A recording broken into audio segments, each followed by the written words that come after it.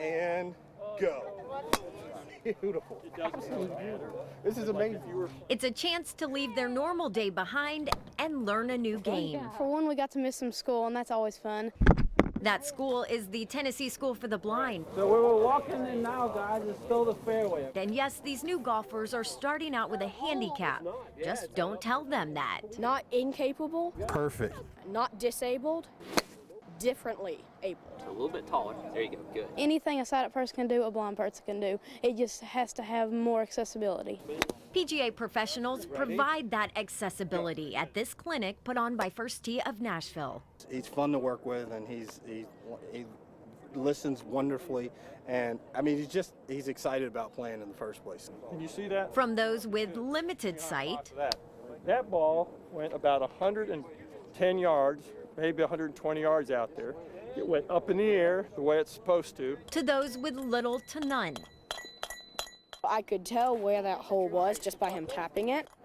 They drive, they putt, they feel normal. The young man that I was working with, he is a phenomenal little player, and he was talking about how his brother and his father, they all play golf, and it gives him an opportunity to feel normal. And, you know, those are his words. That was a good shot for a really good golfer that you just hit. That was outstanding. I thought it sounded good when I hit the ball. It probably felt good too, didn't it? Yeah. Too soon this trip is over, but the feelings will stay with these kids long after the bus ride back to school. It makes me feel great because I can actually do this. I hope I get to come back because this is awesome. For Positively Tennessee, I'm Dawn Davenport, Nashville's News 2. I just wanted something different. Wayne Killebrew's Something Different is a different kind of store called Rooster Tails. I was in the rental business, rented construction tools, stuff like that, and I sold my tools and stuff, and my wife asked me, what are you going to do? I said, I think I'm going to open up a furniture store. She said, a what?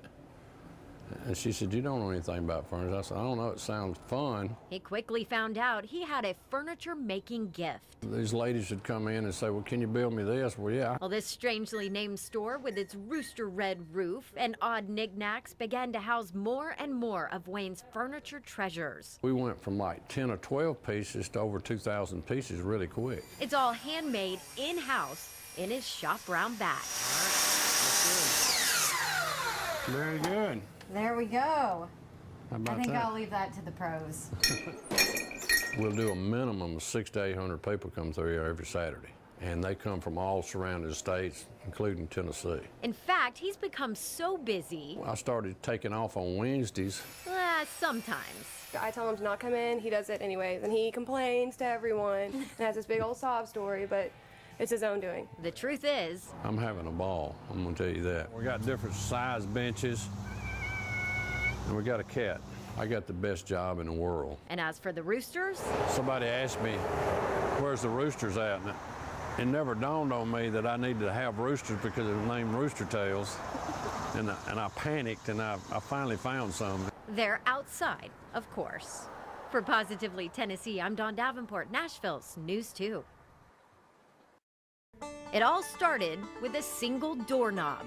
We were replacing the front door of our home. And the door came with an assortment of doorknobs. And Robbie, my husband, picked up the doorknob and put it on top of the bottle and said, wow, this would make a great wine stopper. We just kind of had that aha moment. And I was like, that's a really cool idea. Turns out it really was. The first like 18 or 20 stores we went to with no appointment bought it.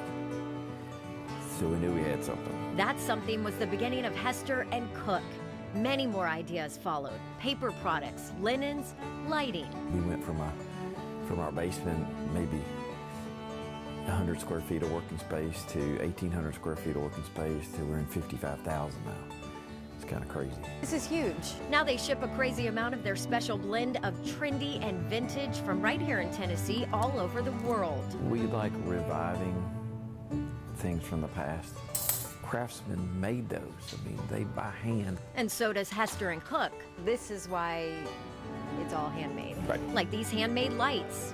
Yes, those are bent spoons. But the battle to build a business is only half of the story. We have a now 11-year-old son who was diagnosed with a brain tumor when he was 2.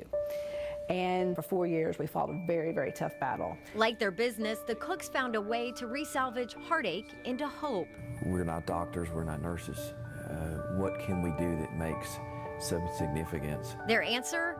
The Wonderful Life Foundation, a way to help families with their expenses as they deal with a child with cancer. We pay for rent, we pay for car payments sometimes, we pay for airline flights to get the children to the different hospitals they need to go to. Just one more way Robbie and Angie are investing in the place they love. It turns out that one doorknob opened the door to a whole new future for this family, a future that is positively Tennessee.